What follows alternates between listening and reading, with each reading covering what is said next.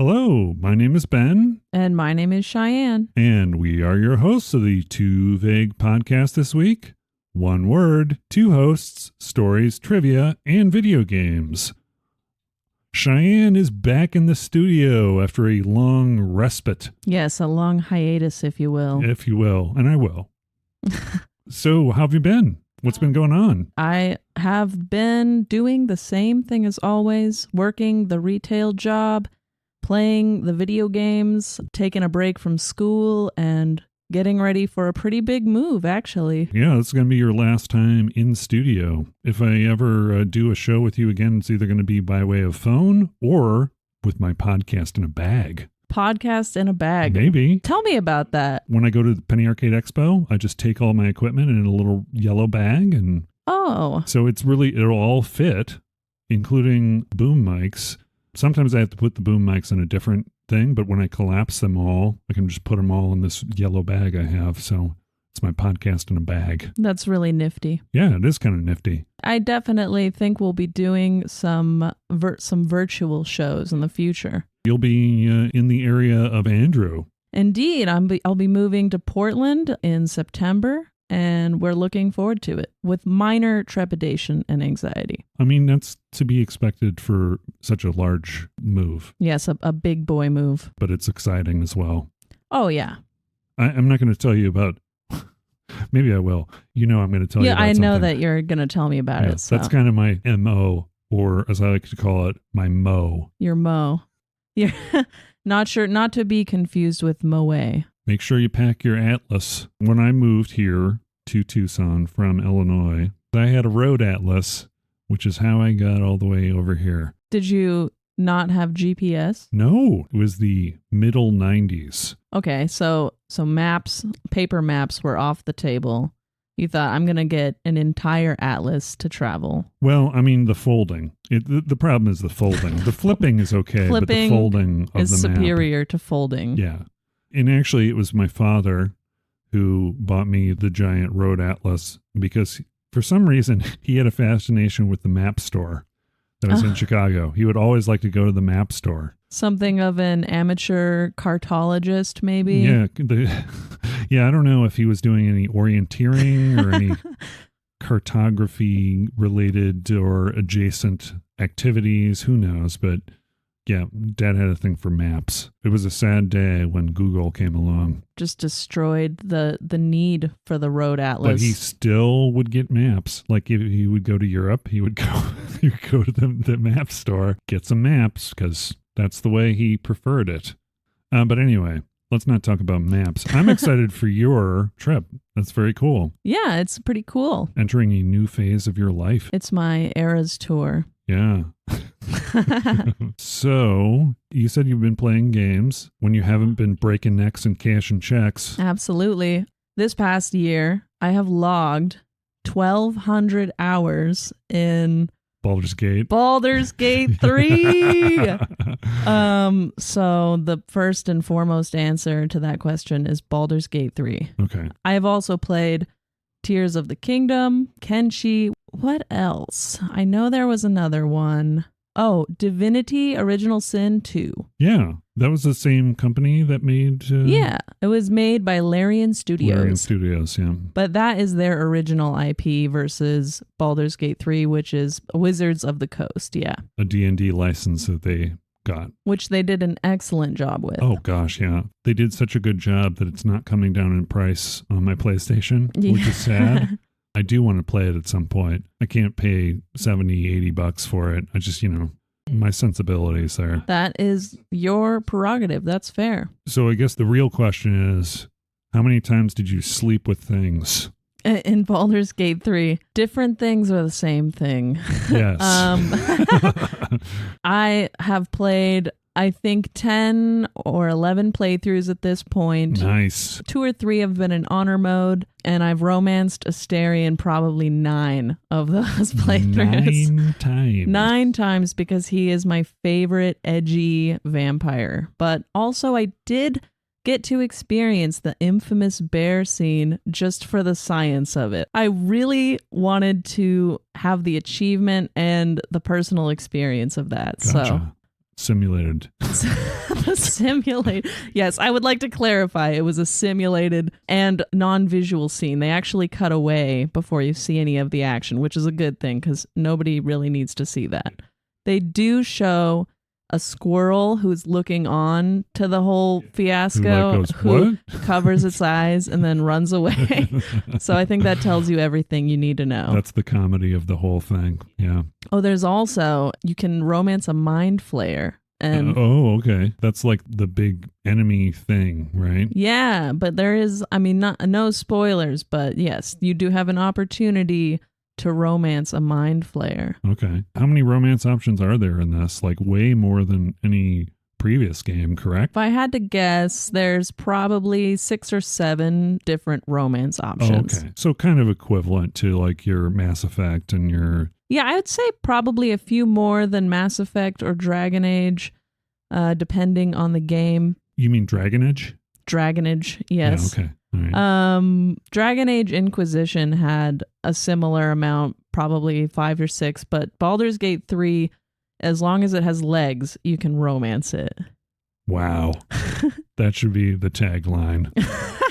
Actually, the Mind Flayer... Oh, no, Mind Flayers do have legs. So, yeah, they just kind of float rather than walk. They float on their legs as opposed to using their feet. But anyway, so I am just about to wrap up Pacific Drive. It's a survival right, yeah, type of a game.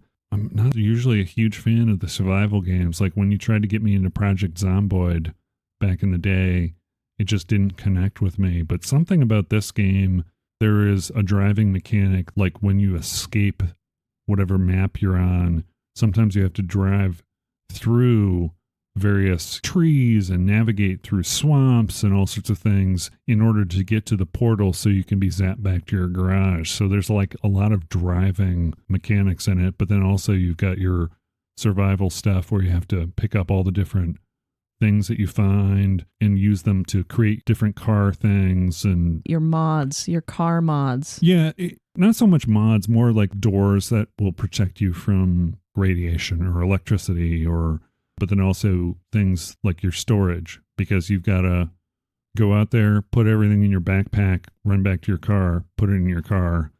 Like that's kind of the game loop as far as finding stuff in the game. From my understanding, you have a sort of a special relationship with the car that you find. Yes. You don't romance it, though. Dang it. Yeah, it's too bad you don't romance your station wagon, but oh well. Get Larian Studios involved in the sequel and we'll see. Never know. See what happens. But anyway. Never say never.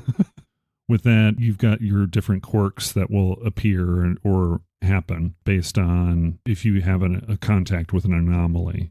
Andrew's favorite part, I showed him this game. He's not super huge into this type of game.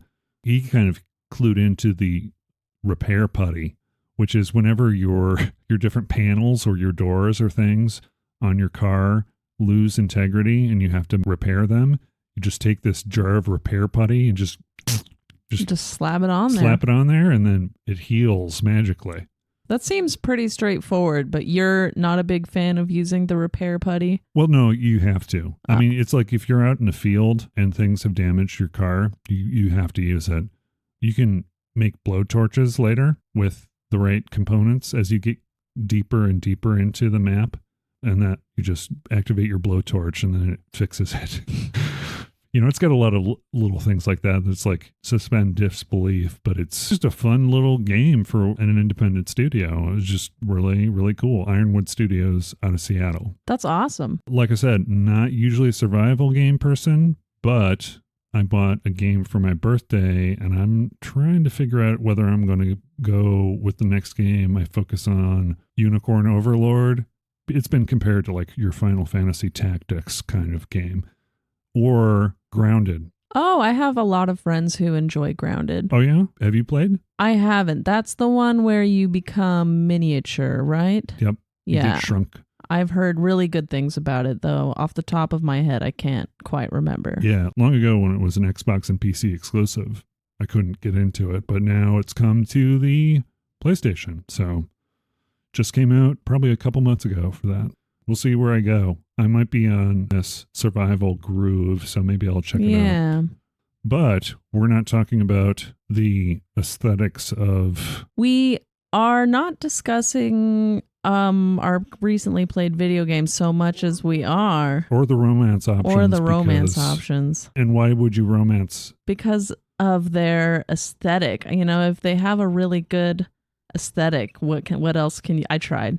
Yeah, no, that's good. That's kind of where I was steering it. Yeah. It's like, oh yeah, we talked about romancing things. This is a little sidebar, but romancing things in games, do you enjoy the relationship building piece of that in addition to just the cutscene? Oh, yeah, absolutely. I'm somewhat of a connoisseur of video game romances. Okay. Ever since I played Mass Effect when I was 19, no, I was younger. Yeah, about 19. So yeah, there's something satisfying about seeing mostly the way it's reflected in games is the dialogue between yourself and the player you're romancing changes over time. You also played that game that I told you about where you date your weapons? Yes. What was that called again? Boyfriend Dungeon. Boyfriend Dungeon. Yeah, that was a lot of fun. And that had a lot of good sort of like interactions and things that you had to take it through. It could have been a little more advanced, I think, but... That one was mostly a fun, lighthearted game. Oh, yeah. But I actually loved the combat and the roguelikeness of it, so It was great. They came out with a tabletop version of that, by the way. Of Boyfriend Dungeon? Yeah, you can buy the tabletop version through Steam. I'm going to have to get on that. Yeah, sign me up. I don't know. I don't have a lot of friends, so I don't usually have enough people to play those types of things. Yeah. I mean, I think I have enough friends. It's just not friends who would want to play. Do you have enough tabletops for it? Oh, not in this apartment. Definitely not. I have the floor. Is that a tabletop?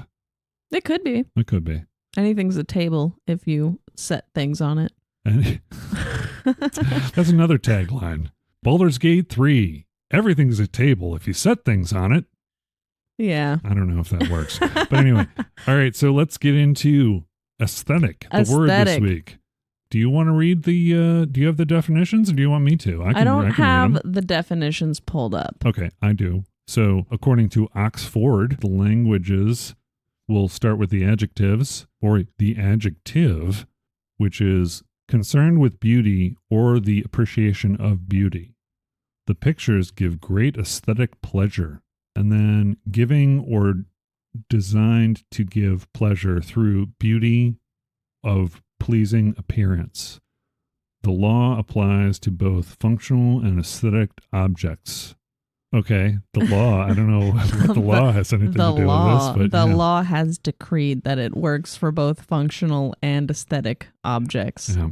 And then we go into the noun, which is a set of principles underlying and guiding the work of a particular artist or artistic movement. The Cubist aesthetic is what they give. The origin, late 18th century, in the sense of relating to perception by the senses, from Greek aesthetikos, from aesthetia, perceptible things. The sense of concern with beauty was coined in German in the mid-18th century and adopted into English in the early 19th century, but its use was conversational until much later in the century. So, and that's kind of shows in the use of aesthetic over time, according to the Google Ngram viewer. Oh, yeah, that chart. It shows this pretty strikingly where just starts being in print in the 1850s around then, and then just keeps on going up and up and up, and looks like it's continuing to go up. So there we go. It definitely is. I've personally noticed a huge uptick in the word, as well as like a slight difference in how it's used. Oh, okay. Especially in the past few years. When I think of that word, I actually think of Gen Z and TikTok. When I was growing up, or to put it a different way, I think if you asked any millennial in like 2014 to use the word aesthetic in a sentence, they would say something like, oh, this room is very aesthetic, as in it's pleasing, maybe well lit, has a nice design to it. But nowadays, the word aesthetic is used more as a way to describe one's personal style, especially a very specific style. It's used by Gen Z and younger kids a lot to describe their very niche, personalized identity. I didn't realize that that's the way it was used by Gen Z. Oh, yeah. I'm going to have to ask Star about that because she's a Gen Z. She taught me low key recently. Yeah, you should ask Star what is her aesthetic, which is why I actually sent you that quiz I did. Oh, yes, you sent me a quiz. What is your aesthetic? What is my aesthetic? The Wiki how to do anything. So I took the quiz. Surprise, surprise. Your aesthetic is Y2K. That is 22% of the quiz takers got this result. What do my results mean? You're the main character. A confident gem. That's what it says. Yeah, hold on. There's more. You're not afraid to stand out. You love a good challenge. You're innovative and not afraid to try new things. You encourage those around you to get out of their comfort zones, and you bring out the best in them. You're a creative at heart, and you have a vast imagination that sometimes gets you lost in your own head. You should look into making your own unique beaded bracelets, treating yourself to an at-home manicure, or tailoring vintage clothes to fit you perfectly. That's so Y2K core.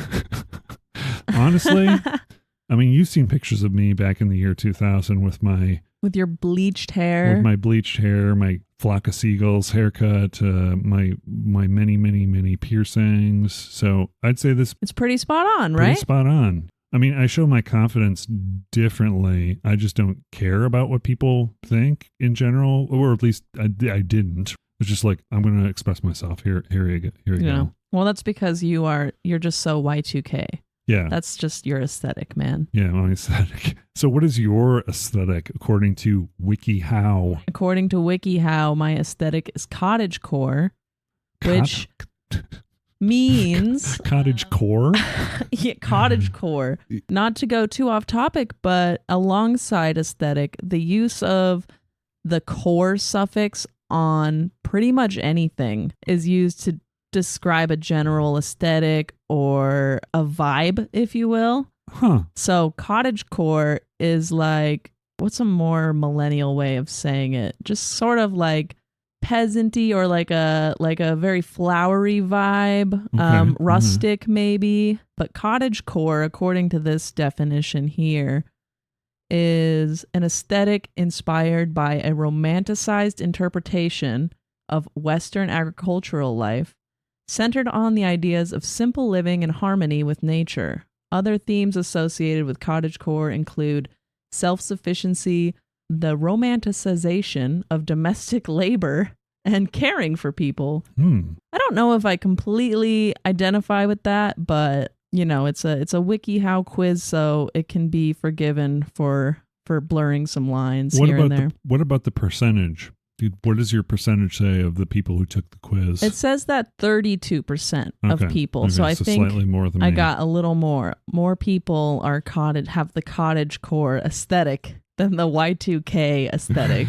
That's whenever I hear core, I always think of hardcore. As a Gen Xer, it's like, oh, dude, that's hardcore. I think that's probably kind of where it comes from and why it's used so much now in that same vein. I'm honestly surprised that you didn't get like Normcore for your aesthetic, which beige core. Which is weird that you could even consider normalcy as an aesthetic, but there is an actual definition and set of like aesthetic values to normcore, which might or might not involve like plain t-shirts and jeans and sensible clothing and wearing sunscreen, We've got 4 here that apparently you could be. You got cottagecore, which is the highest, so you're in the majority. I'm in the minority at 22%. The other 2 aesthetics are, oh boy, dark academia. Oh my goodness. Actually, that sounds more accurate to you. I mean, that's dark what I think academia. Of. Yeah. That's fair. And then also e-girl. E-girl is a very common one. That's like one of those really idealized looks I think that a lot of like young girls were going for around 2020 or 2021. It's really heavy makeup and I really don't know how to describe it. Sort of like an anime character, but in real life. I don't know if I like that aesthetic. It is what it is. I think it's as good as any other aesthetic, and it's totally fine for... It's valid as an expression, yeah, right? The kids to express themselves, you know? Crazy kids today. There's Zima and their kids these days. Dan Fogelberg. So that's kind of interesting that people classify these. And it's fashion mostly, or do you think aesthetic is not just image, it's more of a... I think it goes beyond image in the sense that while it has a lot to do with your very specific personal style, but also like your lifestyle and the types of things that you're interested in and the way that you decorate your residence. Well, I was going to say apartment, but I'm not going to assume everyone has an apartment. What's my aesthetic based on how that Schlotsky's poster over there? What's that? Definitely dark academia. It's like an all-encompassing way to describe your identity. It's like conflated with your identity in a way. Yeah. I think also maybe I'm just cluing in onto one of the quiz questions here where it says, how are you perceived? Yeah, how you are perceived. That's a good general way because when we perceive people, we perceive more than just how they look on the outside. Yeah, because it had a mix of those things. Like, how are you perceived, but then what do you prefer too? What are your mannerisms and like the way that you come across? What's your vibe? My vibe. What is my vibe? I still think that Normcore goes pretty well. Or just like Microsoft in Seattle in the early 2000s. You remind me a lot of my uncle who worked at Microsoft. If you would have known me back then, that would not be your perception of who I was. Back in those days, I was like going to social places and drawing with my pens. You were edgy. I would be doing more artistic looking. You would think I was more art. More artsy. Yeah, like artcore. No, art. Yeah, absolutely. Artcore. I love that. I'm going to start using core after everything. You should. I do like Beigecore. Beigecore. Yeah. That's kind of the way my life feels right now. It's you could very say, Beigecore. I think that you should tell, you said Star was her name. Yeah. Say something is like, it's giving Beigecore. And see what her reaction is to that. Beigecore. That's what it is. It's total Beigecore. You just have to say it's giving too. It's giving? Yeah, it's giving this or that. I love these phrases, by the way. Yeah, those are our quiz results. Do you think that there was an aesthetic that wasn't on this list that you think should have been on there? Or there's a whole list of aesthetics that I actually pulled up. Awesome. For this thing. And they're wild. There's things that I never would have guessed. Okay. From bubble goth. Bubble goth. Yeah. Bratz core, meaning like those Bratz dolls with like the big eyes and stuff. There's that kind of reminds me of like what is it? Those little things with the heads. Yeah. What are they called? Pop something. Funko Pop. Funko Pops. And Funko Pop core. Allegedly a good investment, according to my older brother, but I don't know about all that. They said the same about Garbage Pail Kids. I mean, Beanie Babies were worth a pretty penny. You know, the Beanie Baby thing, I read something on this, a very interesting sort of through line of how those things became really popular all at once and then crashed. But we'll save that for a non-aesthetic show. Oh, that's fair. But I'm surprised there wasn't more common aesthetics in the quiz results than we had growing up, like hippie or punk or goth or cowboy, like those are all ways that people would express themselves. And now it's all very specific and like related to specific activities. Can I ask you what bubblegum goth? Bubblegum goth. Well, off the top of my head, I imagine it's like a goth style with a lot of like chunky accessories or big combat boots, but also a lot of pastel colors and like lightheartedness. I'm looking it up right now. Yeah, I am too. Oh, bubble goth. Gotcha, not bubblegum. It's a type of gothic-inspired fashion that was created by the Estonian pop singer Curly Koriv. I hope I said that right. She aims to make the beautiful creepy and the creepy beautiful. Key motifs, romance. Key colors with an O-U-R-S. Pastel pink, blue, white, silver, and black. Key values, creepiness, cuteness, edginess. Yeah, I've sent you the link to the full unabridged list of aesthetics. Index of nation-based, music-based, nature-based. I wonder what the count is on this. There are a huge number. Yeah, it's pretty extensive. Talk about being specific. And that, I think, is a big key part of it that's different than how it was used, at least colloquially, for like when I was growing up, is now when you talk about your aesthetic, it's hyper-specific categorization as a way of setting yourself apart and finding your identity, if that's your sort of thing. There's one called Sega Uranus. I wonder what Sega Uranus is. Scientists really prefer Uranus. Sorry, I say Uranus. You and everyone in my 4th grade class. Let's see here. Sega Uranus is a distinct consumer electronics aesthetic from Sega that was popular from 1988 to roughly 2001. So Sega's design aesthetics were characterized by a sleek, futuristic look with a dual circular motif that meant to convey a sense of precision and sophistication. Huh. I found another one that would suit you really well. It's called Vacation Dadcore.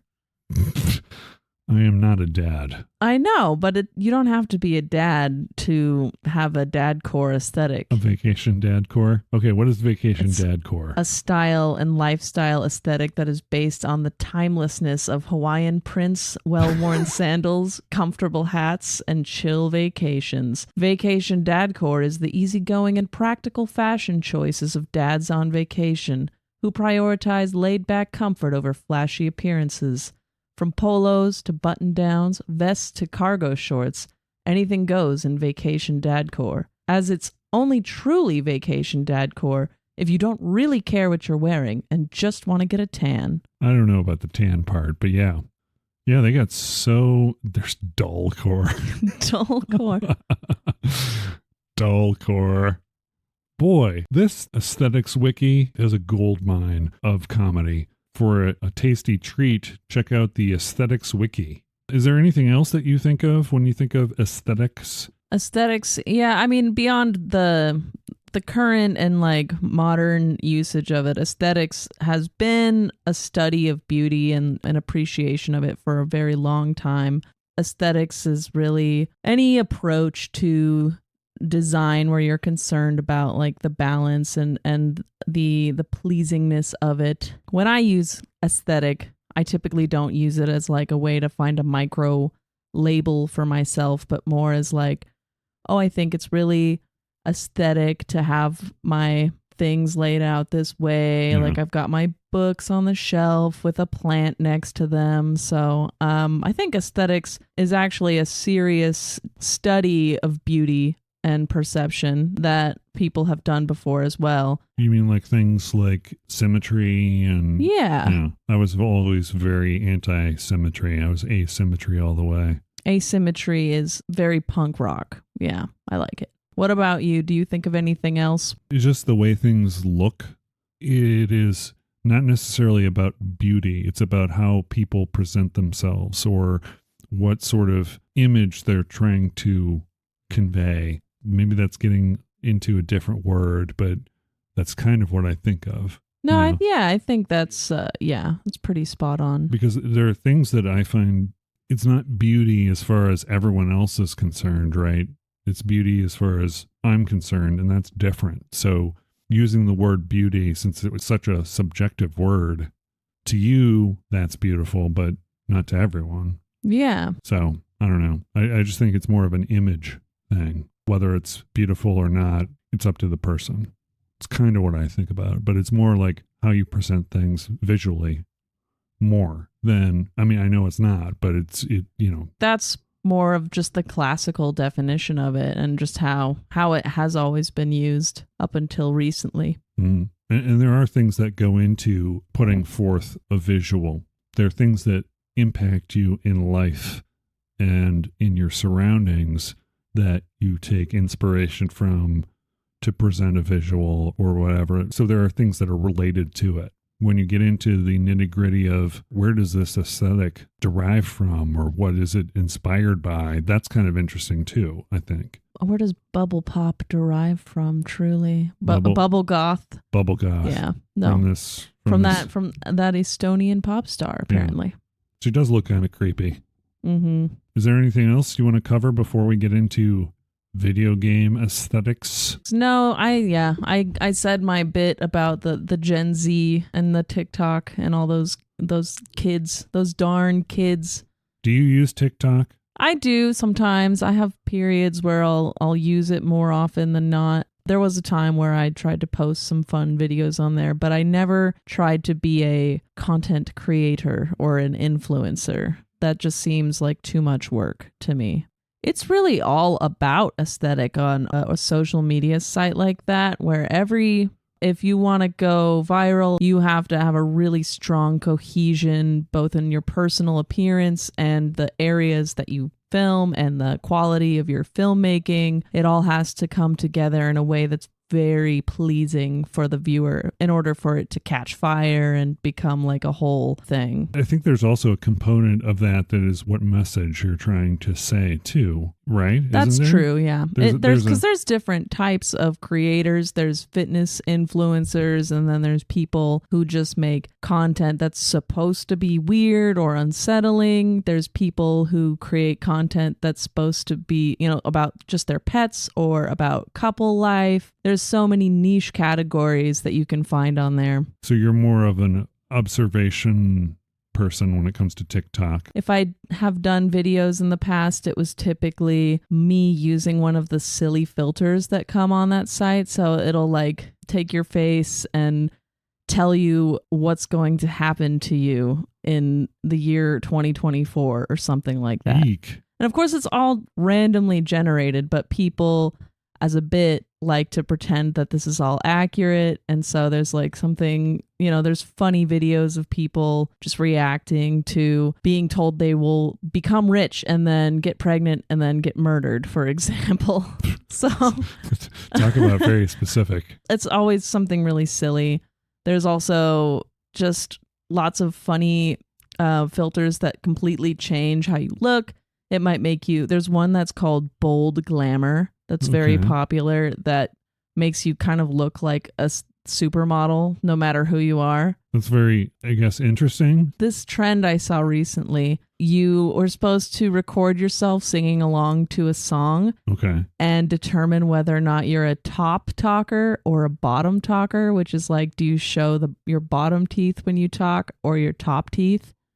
And the beauty ideal was that you were a top talker and you show the top of your you show your top teeth when you talk. Everyone commenting is just like, oh, I really wish I was a top talker, or all of you guys like trying so hard to be top talkers when you're it's like, why does it could not matter less than anything else in the world, but for 2 weeks it matters a lot on this specific app.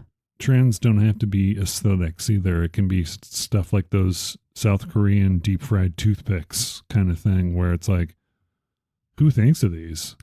It's just random. It's just kind of random. Yeah. It's just absurd, Yeah, very Dada sometimes. Yeah. With TikTok, do you have any strong opinions about the divesting?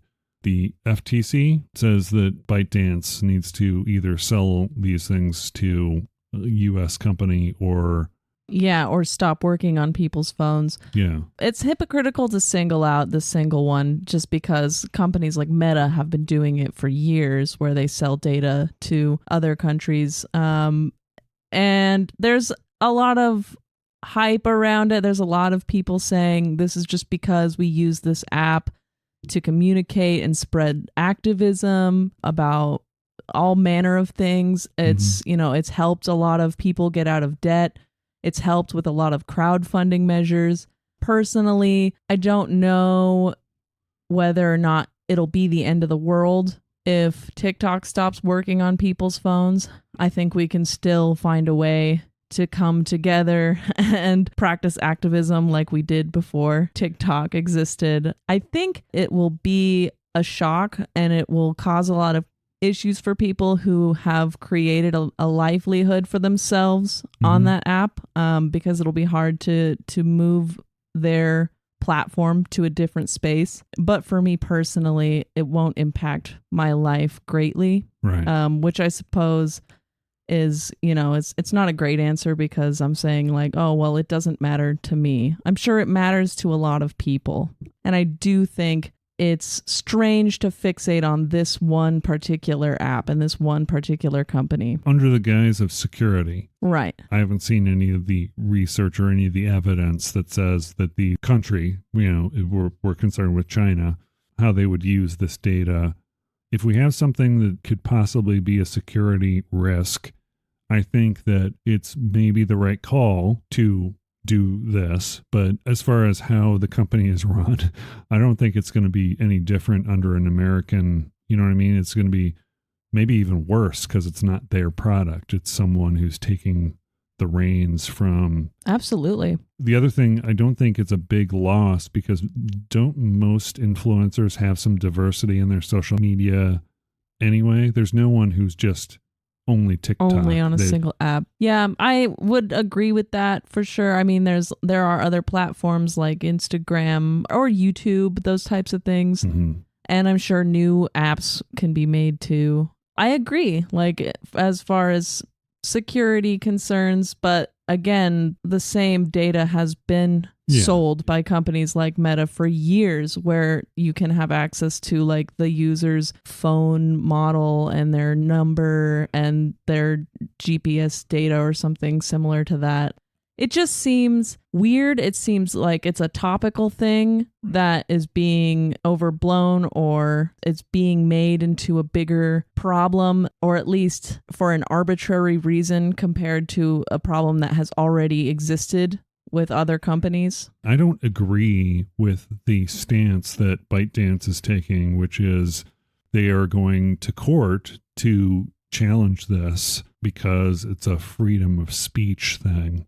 That's not the reason why they're telling you to divest. It's not because of speech. It is because there's security.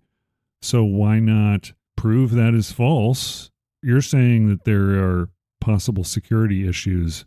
Here's the data that shows the opposite. Yeah. And instead, what they're doing is they're maybe intentionally, they're making it an issue that it's not. It's not because we don't want people to have freedom of speech. It's because security, that's the reason. Could be a smoke and mirrors thing. My thought is, if you are going for something different, you're not addressing what the concern is. I know there was a hearing at one point with the CEO, and I didn't see any more than highlights on TikTok, obviously, of the proceedings. So it could be that they did address the concerns about security. I know there was a popular video going around where the congressmen were asking the same question to the CEO, implying that he was Chinese or something like that. They're like, are you a member of the CCP? And he said, no, I'm Singaporean. And he says this 5 or 6 times to the same question. But right. I don't know the extensive details about the proceedings, and I don't know whether or not they specifically bring up what security concerns and whether or not they had a backing to that. So it's hard for me to speak on that personally. Yeah, when Congress is involved, sometimes they do be asking the wrong questions occasionally. Oh, occasionally. Okay, occasionally that might be an understatement. I mean, occasionally they are asking the right questions, but that's what it is. Yeah, that's fair. This is not party line specific either. It's no, like, not at all. If we want people to make decisions about how things are going to be run, we need people in Congress who understand the issue making those decisions, not people who don't understand the issue and are asking questions that aren't intelligent. questions, or at least thoughtful. bringing in someone to advise on the correct answers rather than winging it, so to speak. We're getting into some very intense technology, political debates. Yeah, about as political as this podcast gets. Yeah. Too. Yeah, there was the one guy who showed up to Congress wearing a T-shirt and sweatpants or something, and they did something to make sure he didn't do it again. And it's like, come on. That's a big problem, is that he wore a T-shirt and whatever. He was Dadcore. They were infringing on his Dadcore. I do think that if you're going to a serious event like that, if you're going to work, right? You have to maintain a professional appearance. I agree. There was a moderator of an anti-work subreddit that had an interview with Fox News. I think it was a year or two ago. Okay. And he was underprepared. He was wearing something similar where he was wearing a T-shirt and sweats, and he was interviewing from his personal space that was not very tidy. I mean, obviously it's your prerogative if you want to show up like that, but especially when your audience is Fox News and its viewers, and your message and your platform is about anti-work or like work reform, it paints the movement or the platform in a certain way when you underprepare and your aesthetic is Dadcore or it's giving Mountain Dew or something like that. It's not conveying the message that you want. Yeah. It's an image for professionalism. Just because you don't agree with one thing, you're still a guest in someone else's house. So adhere to their rules, maybe even convey the thing that their audience will connect with by adjusting. I mean, it's, adjust your aesthetics. Part of public speaking, and part of the study of rhetoric actually is to be able to address your audience's preconceived notions and appeal to them directly and indirectly. I think there's a lot to be said about that. Yeah, absolutely. This is the first and last time Fox News has been brought up on the show. The last time, for sure. It was purely anecdotal. It was purely understood, coincidental to the story, but a major entertainment news network is what you should have said. A specifically politicized one at that. Yes, exactly. Let us move on to video game aesthetics. When I came up with this word, I mean, obviously, as in like for a subject matter for the show, because I didn't invent the word aesthetic, but you didn't? I didn't. I was under the impression you did. We went over the etymology earlier. It said Cheyenne. Cheyenne from Cheyenne. That was really bad. Cheyenne-ese. Which makes sense, your fixation on TikTok, I guess. Yeah. But it's all coming together now.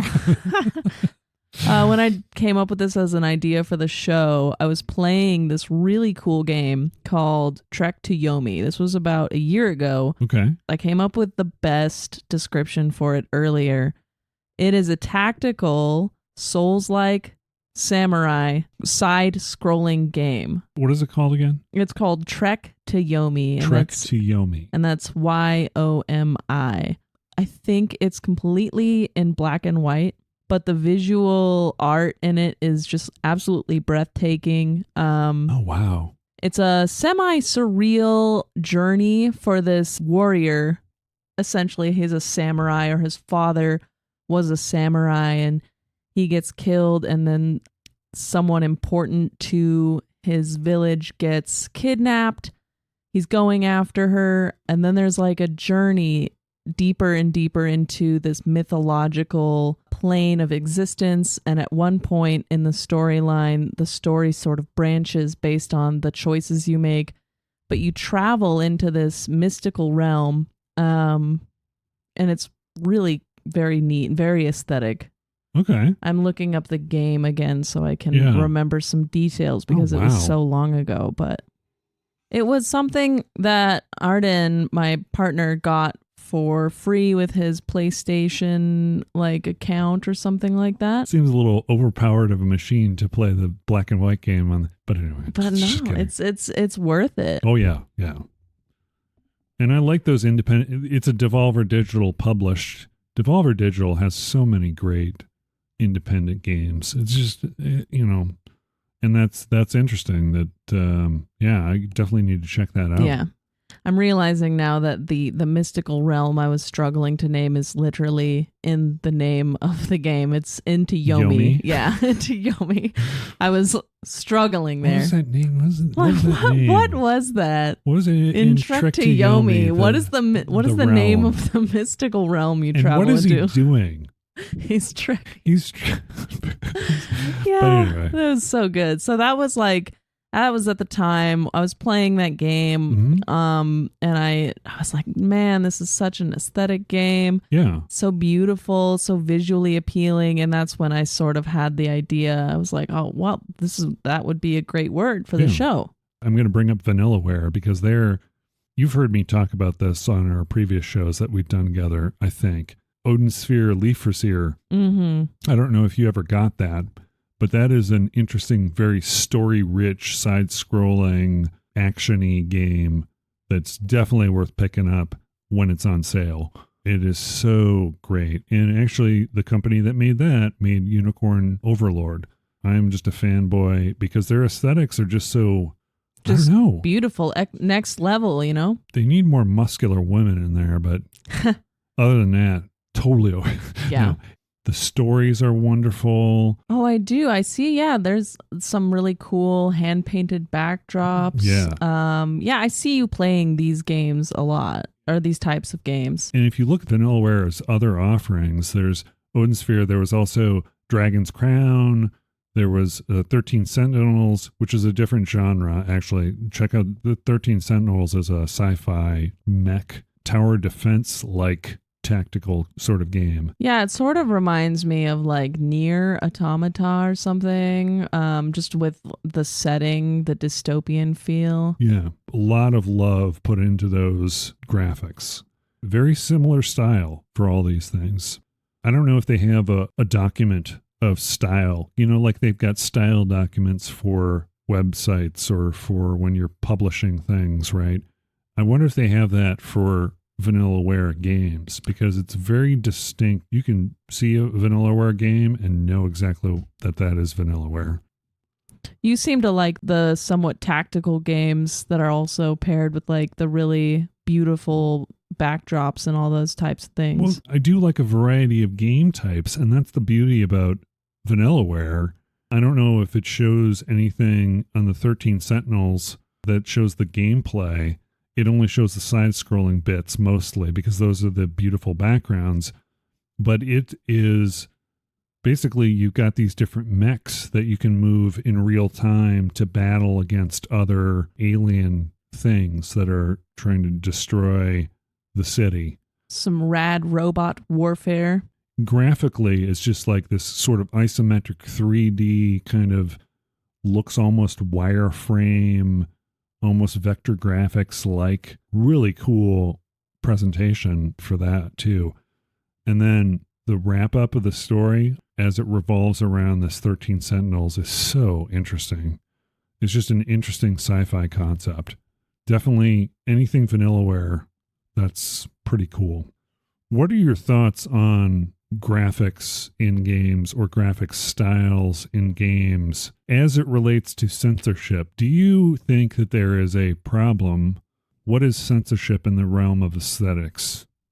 Is it pixelating various areas? Is it Baldur's Gate? The fact that they don't show, that they cut. Right, cutting away. Is that censorship? Okay. I mean, based on like the strict definition of the word, you could qualify it as censorship or at the very least omission for a purpose. There's this idea of like gratuity in video games and how far do you go? Obviously, as an adult, you're able to access video games that have more like sexually explicit or adult mature themes. Yeah. So you can see nudity or, there's going to be sex scenes or something. But at the same time, when you're making a game and you're making a story, there's only so much of that you need to include to get your point across and to like let the players enjoy. Like, you're not going to create a full-on piece of pornographic material or something like that. Which, if you want, you can just go to Steam and they've got an enormous selection of those. You can do that, but it's not the point of the game. And at that point, it actually takes away from the story. It becomes gratuitous. I know we were having a conversation recently about a game where the clothing was altered in such a way. Stellar Blade. Yeah. That less cleavage showed or something like that. Yeah, I was going to talk about that a little bit. There's an article, The Stellar Blade Censorship Controversy Explained. So essentially the company Shift Up, they originally developed handheld games. There was one that I used to play a lot called Destiny Child. Very anime looking. All the characters were, not all of them, but they went the gamut from teen-ish looking anime style characters to insanely buxom anime characters. Right. Right. It's just like defying gravity. In defense, that's kind of, it's a thing where the way the body looks, right? Beauty is in the eye of the beholder. My concern with any kind of medium, whether it's art or not, is it important? Does it add anything? Yeah. Just seeing a little more skin doesn't add anything for me. Sure. I think that part of that too, obviously, is you want to attract an audience that is, going to play your game. And sometimes having your characters be extremely buxom is a way to accomplish that. And I don't think there's anything inherently wrong with creating characters like that. I think there is an issue when a company decides to maybe change course and make the characters a little more representative, and then people who preferred the extremely buxom characters get upset that there's now more representation, maybe flat-chested or medium-chested or even trans or gay or black or Hispanic or any of these things. At that point, getting upset over a shift in representation is completely missing the point of a game company, which is to sell video games to users. Maybe you are upset that you are no longer the sole focus of this company, but that doesn't change anything. Yeah. The demographics of game players is changing. My thought is always, is it part of the identity of the character of the game that adds to it? If that is part of the story, that's not adding it for diversity. It's not adding it for DEI, or it's not the woke agenda, whatever the hell that is. It is because it's part of the narrative. Right. And it's also sometimes included in the narrative because people get excited when they have like representation and characters that they relate to. That's part of telling a story and part of your arts. It's like when you have a connection with a character, that's always kind of like, oh, yeah. Yeah, it elevates the experience of playing the game. It can, definitely. It can. There's also the opposite where you get exposure to someone else's experiences that you can't relate to, but it's new and it's something you learn from and it's, educational. Sure, absolutely. Yeah. I'm forgetting the name of the Nintendo CEO guy. Well, the creator of the Legend of Zelda series. And when they were doing Majora's Mask and Ocarina of Time, he said that he created Link to be sort of androgynous because he wanted the players to be able to identify with Link whether they were male or female. Right. And that was in the 90s, so it wasn't about some agenda or some mass appeal. It was just a simple aesthetic choice that helped make the game more relatable for everyone. Exactly. It's also an aesthetic choice in the Sanrio character, Hello Kitty. You don't have an expression on Hello Kitty, so you can connect. If you're happy, she's happy. That was intentional. It's for that reason, to connect with an audience. Or not to get back to social media, if you have a problem with something, don't buy it. Yeah. Simple. You don't complain about it over and over again. You sign a petition, free Cellar Blade. By the way, that petition is nearing 100,000 signatures. So that's pretty ridiculous. It's silly because it goes back to the game is being designed in such a way that it will be bought by more types of people. It'll be purchased. I don't know about Stellar Blade, though, because all of the characters, well, there's one male that I'm aware of, a main male character, but they're all female characters, which in certain circumstances you'd go, oh, cool, they're all female characters because this, it's representation, right? Right. But for the purpose of visuals or I don't want to say eye candy. Yeah, it's but still being marketed as like mainly to a heterosexual male audience, essentially. Yeah. So if they boycott the game, or if they're really the driving user force of this game, then their attitudes will make a difference, and that's all there is to it. But it is objectively a silly thing to create an online petition for, especially when the characters in question are still very, as you put it, very buxom, very that's the politically correct bouncy, bouncy, elastic. I think it just reflects more on a person's character than anything else. Sure, maybe they're going to win in the end, but it just reflects on who they are as people. Yeah, I think that you hit the nail on the head when you said moron. Moron. Yeah. Did I say that? No, you didn't call them morons. You said when it comes to when they are more on something. Yeah. I was the one who said you said the correct thing with moron. Yeah. But I judge them for spreading hate more than I judge them for making a point. If one thing is very clear, it's that people's voices in a space where games and your big companies want to make money.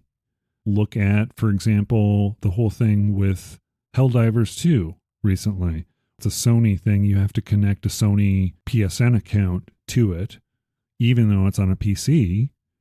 And people were freaking out about that and complaining and complaining and complaining. And finally, something was done about it, right? Now, the way it was complained about and the way people treated the mods and people treated the folks, that's not okay. But it's proof that a voice, even if it's from a minority, you never know. It can have an influence. It does have an influence. It absolutely has an influence. For better, or for worse, right? Whether or not it's the right way to go about it, I should say. There are countless examples of this, how voices change things. It's like Cyberpunk 2077 was another example where things happened because people gave feedback. Something. Yeah, right. The feedback. But there's a negative piece to that you're spreading information that's not necessarily true. Just voice your concern and leave it at that. By all means, it seems like if there is 100,000 signatures on this petition and it actually affects some change in how the game is designed, then who's to say they did this the wrong way? Here's the interesting counter to that. You're telling someone to change something. You're censoring them. Not really censoring, but if the concern is the original intent, well, then you're telling a company what to do with their creative vision. So how is that okay?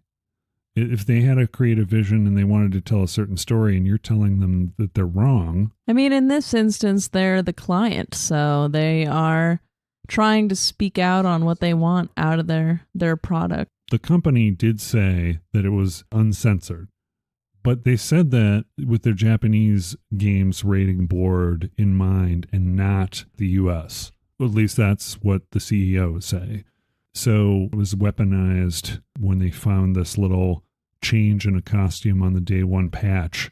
It's like, listen, aren't there more important things to be frustrated? When is the last about? time you touched grass or something to that effect? Probably about the last time that they touched any of the.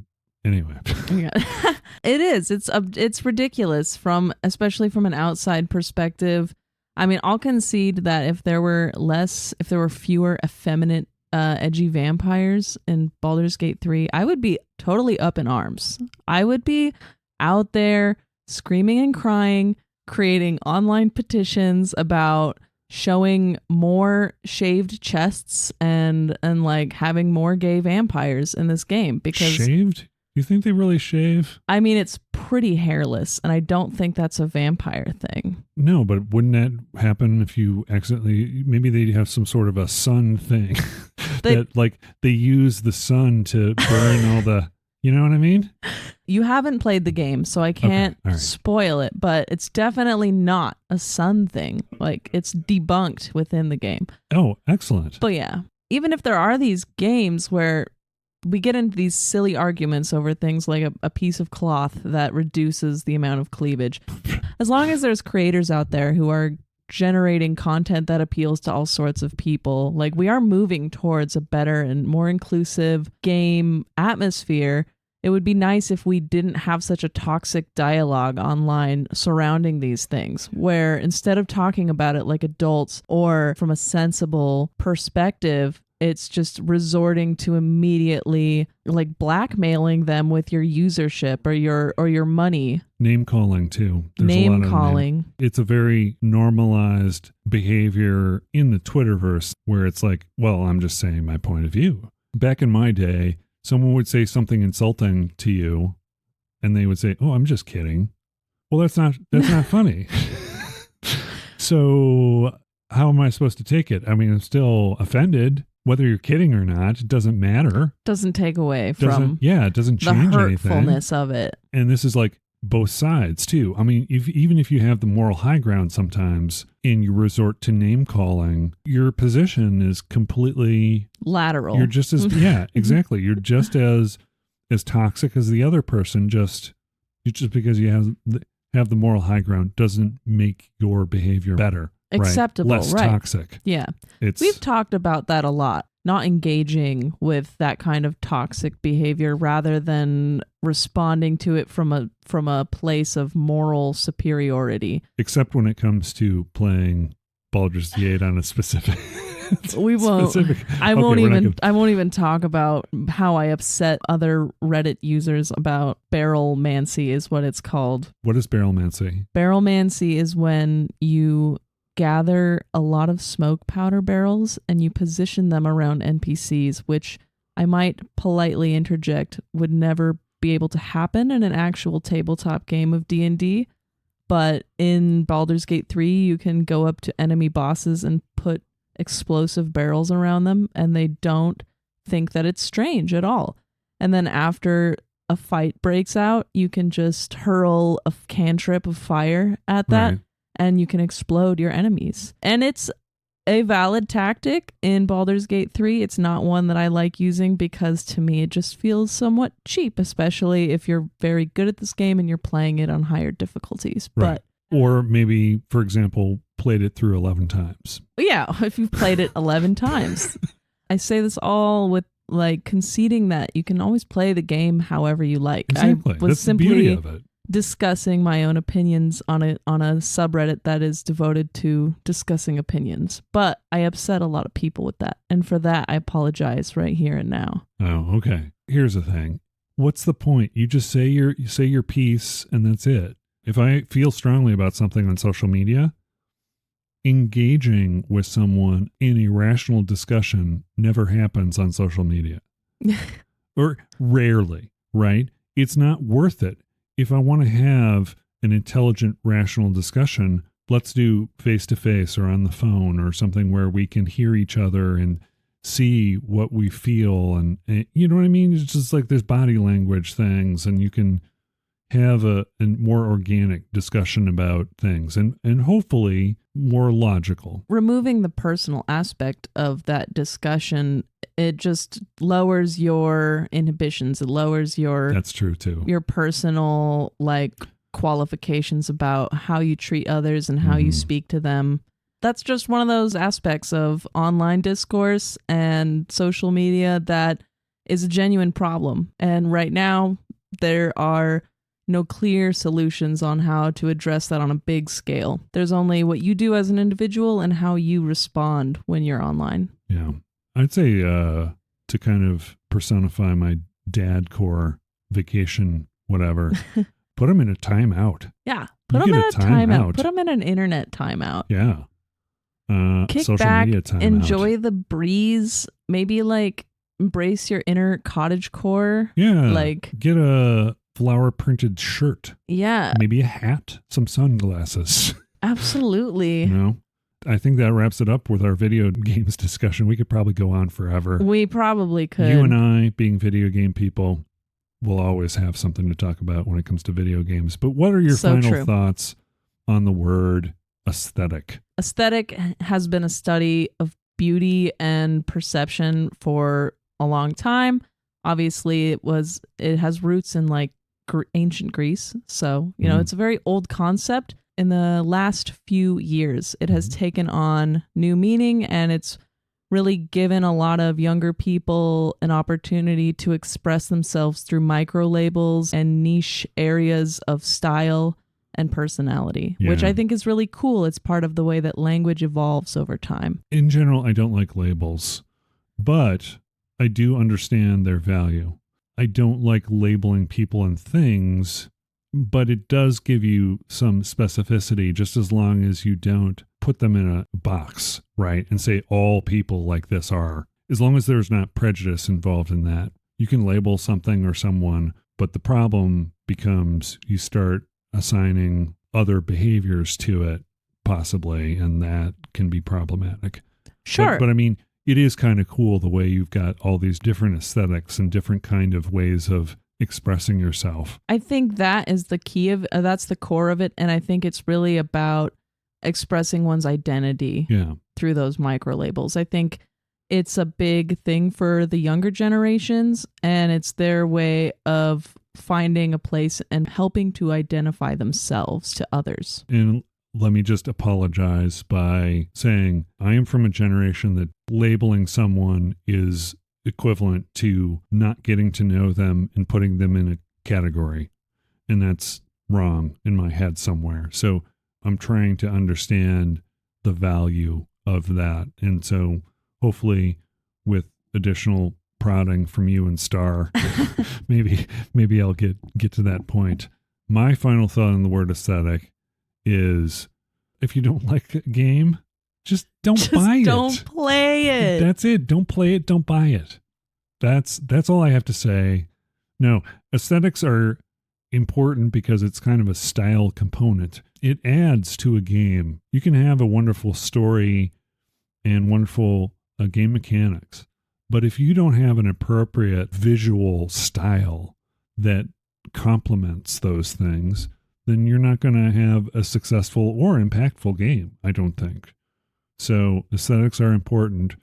Just don't go the direction of goth gum core or whatever the hell it is. Don't go bubble pop if you're not ready to face the bubble. It's 100% beige core in this house. It's all we beige are beige core. We are beige core. Yeah, that is a new merch idea.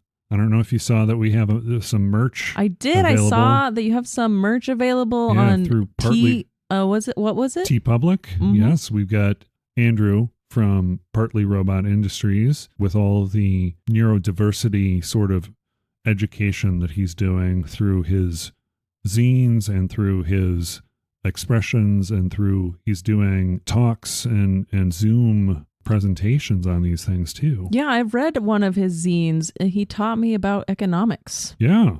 It was really cool. Yeah. And also he's getting into, I think we talked about it a little bit on the last episode. He's got a writing deal. He's got a deal to write some books about attention deficit disorder and autism. That is really cool. So all proceeds benefit him for that shirt. He's not paying me a cut. But that's fine because we'll have to do a beige core shirt. Beige core. It will just be completely beige. Exactly. Too vague beige core. I was also thinking, we talked about how we would have the velour tracksuit with the too vague on the butt cheeks. I don't know if they have velour tracksuits at TeePublic. Probably not. Probably not. There's also Make America Vague Again, but that could be... Oh, yeah, I don't know if I like that one. No?